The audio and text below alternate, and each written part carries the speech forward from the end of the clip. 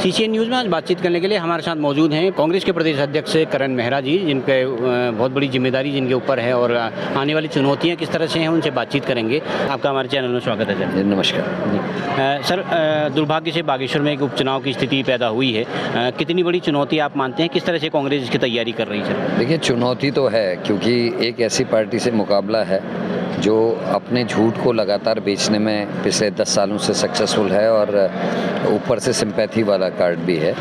लेकिन मुझे भरोसा है क्योंकि ऐसे काम बीजेपी ने पिछले कुछ वर्षों में किए हैं। भू माफिया हावी है, खनन माफिया हावी है, हर नदी में आपको जेसीबी खड़ी हुई दिखाई देती है। गरीब के मकान तोड़े जा रहे हैं। पहले से जो इंदिरा आवास मिलते थे वो बंद कर दिए गए हैं और गांव में अब आवास भी नहीं मिल रहे। खाली नाम के प्रधानमंत्री आवास योजना की बात होती है, गरीब को नहीं मिल रहा है। साथ में महंगाई चरम पे है। महंगाई कम करेंगे कह के ये लोग आए थे, लेकिन आज 1200 के आसपास सिलेंडर, गैस का सिलेंडर पहुंच गया है। साथ में अगर आप देखें अंकिता मर्डर केस, भर्ती घोटाले, बच्चे एग्ज़ाम दे के आ रहे हैं, घर आ रहे हैं तो पता चल रहा कि पेपर ही ख़त्म हो गया, लीक हो गया। तो बेरोज़गार बहुत परेशान है। और जब वो एक स्वच्छ व्यवस्था की मांग करते हैं कि अच्छी व्यवस्था हो ताकि किसी गरीब मेहनतकश बच्चे का हक कोई ना छीन सके, कोई हाकम सिंह उनके हकों में डाका ना डाल सके, तो ऐसे में सरकार उन पर लाठीचार्ज करती है। तो ये सारी चीज़ें हैं जिससे लोगों के बीच में भारतीय जनता पार्टी एक्सपोज हो चुकी है।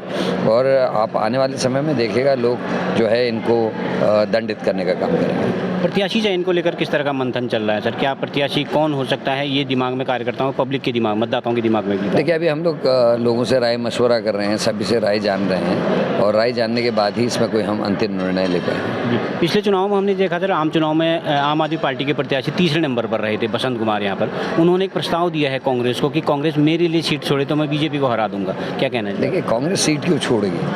कांग्रेस चुनाव लड़ेगी, पूरे दमखम से चुनाव लड़ेगी। और बसंत कुमार जी को हम ऑफ़र करते हैं कि वो आएँ, कांग्रेस में शामिल हों और कांग्रेस को जिताने में अपनी महत्वपूर्ण भूमिका निभाएं।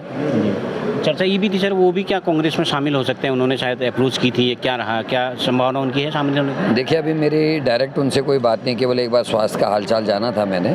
और बसंत कुमार जी से मुलाकात होगी तभी हम उनसे बात कर सकते हैं। और हम चाहेंगे वो कांग्रेस को ज्वाइन करें और कांग्रेस के लिए काम करें, कांग्रेस को जिताने में अपनी महत्वपूर्ण भूमिका निभाएं। अगर वो चाहते हैं बीजेपी हारे तो उनको अपनी ताकत का इस्तेमाल कांग्रेस की मदद करने में लगाना चाहिए। उन्होंने अपने इंटरव्यू में ये भी स्वीकार किया था कि मेरी वजह से 2 बार बीजेपी जीती है, अगर बीजेपी को हराना तो मुझे सपोर्ट करें कांग्रेस। हम तो उनसे करें, वो हमको सपोर्ट करें। एक सर, भारतीय जनता पार्टी का बड़ा संगठन है, वो अपने संगठन के बूते, सरकार के कामकाज के बूते और सिंपैथी कार्ड के बूते मैदान में आना चाह रही है। तो आपको क्या लगता है, सिंपैथी मिली? सरकार का कौन सा कामकाज? बेरोजगारों पर लाठीचार्ज, अंकिता मर्डर केस, जोशीमठ की बर्बादी, सारी सड़कों में खड्डे, स्कूलों में टीचर नहीं, अस्पतालों में डॉक्टर नहीं। कौन सा काम ऐसा कर रखा है बताएं ना?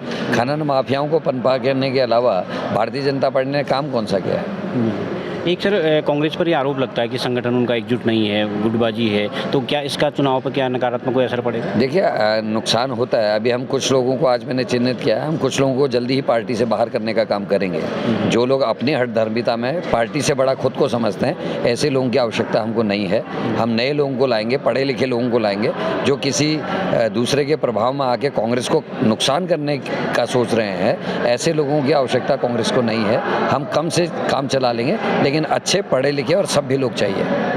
किन मुद्दों के सहारे आप जनता के बीच में जाएंगे सर उपचुनाव में? देखिए, हमारे पास अनेकों मुद्दे हैं। बेरोजगारी मुद्दा है, महंगाई मुद्दा है। इन्होंने जो हमारी गंगा जमनी तहजीब है, जिसमें हम एक दूसरे की इज्जत करते थे, प्यार करते थे, वो ख़त्म कर दिया। डर का माहौल है, कब किसका मकान तोड़ दें, कब किसकी दुकान तोड़ दें, किसको नोटिस आ जाए, इस बात का कोई भरोसा नहीं है। इन सभी चीज़ों को लेकर हम जा रहे हैं। इस बार ना तो हल्दी का बीज मिला, ना अदरक का बीज मिला। काश्तकारों के संग धोखा हो रहा है। उनको जो सुविधाएं कांग्रेस के समय में मिलती थी वो सब खत्म कर दी गई हैं। तो इन सभी मुद्दों को लेकर हम जनता के बीच में जाएंगे। केंद्र और राज्य सरकार के कामकाज को किस तरह से आप आंकते हैं? देखिए, जीरो है। केंद्र का एक मंत्री किसानों को अपनी गाड़ी से कुचल के मार देता उसका बेटा, लेकिन उसके खिलाफ कार्रवाई नहीं होती। एक सांसद जो है देश के लिए स्वर्ण पदक लाने वाले, पद्मश्री अवार्ड से सम्मानित महिला कुश्ती वालों लड़कियों को जो है अपमानित करता है, उनके संग बदतमीजी करता है, उनके खिलाफ कार्रवाई नहीं। प्रेमचंद अग्रवाल नाम का एक कैबिनेट मंत्री उत्तराखंड में सड़कों में लोगों के संग मारपीट करता है, उसके खिलाफ कार्रवाई नहीं। तो आखिर जनता सब कुछ देख रही है। अस्पतालों में डॉक्टर नहीं है, स्कूलों में टीचर नहीं है, अस्पतालों की जो पर्ची कांग्रेस 5 रुपए की छोड़ के गई थी, गरीब के लिए वो पर्ची आज 50 रुपए की हो गए। तो ये सारे ऐसे मुद्दे हैं जिनको लेकर कांग्रेस लोगों के बीच में जा रही है। एक आखिरी सवाल सर आपसे, विधानसभा उपचुनाव के साथ साथ आप लोग लोकसभा की तैयारी में भी जुटे हुए हैं। हरीश धामी जी का एक जो धारचूला के विधायक, उनका प्रस्ताव आया था कि मैं नैनीताल से मेरी दावेदारी है, तो क्या इस तरह का कोई चर्चा चल रही है? देखिए, दावेदारी करने का अधिकार हर कार्यकर्ता को है। हरीश ने भी की है, सुमित हृदय जी ने भी की है और महेंद्र पाल जी ने भी की है, प्रकाश जोशी जी ने भी की है। ऐसे करीब करीब 8 से ज़्यादा लोग हैं जिन्होंने दावेदारी की है।